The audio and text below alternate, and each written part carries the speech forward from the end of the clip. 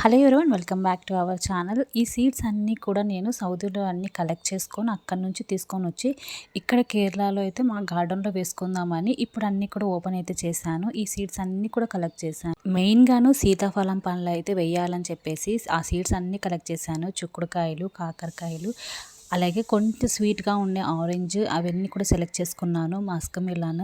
ఇక్కడ నేను రిసార్ట్కి వెళ్ళినప్పుడు అక్కడ నేను తీసుకున్నాను కదా, ఇవి బేసిల్ సీడ్స్.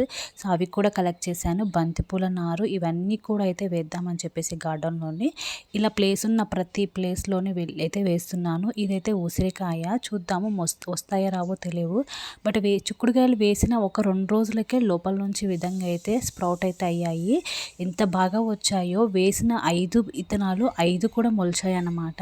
చాలా హ్యాపీగా అనిపించింది. ఇంకా పెద్దగా అయ్యి దీనికి కాయలు ఎప్పుడు కాస్తాయో చూడాలి. అలాగే వేసిన సీడ్స్లోని ఇది వచ్చేసి వాటర్ మిలన్. సో పుచ్చకాయ గింజలు కూడా వేసిన వెంటనే అయితే ఒక 3 డేస్కే వచ్చేసాయి. చాలా హ్యాపీగా అనిపించింది. సో మీకు ఎలా అనిపించింది కామెంట్లో తప్పకుండా షేర్ చేసుకోండి.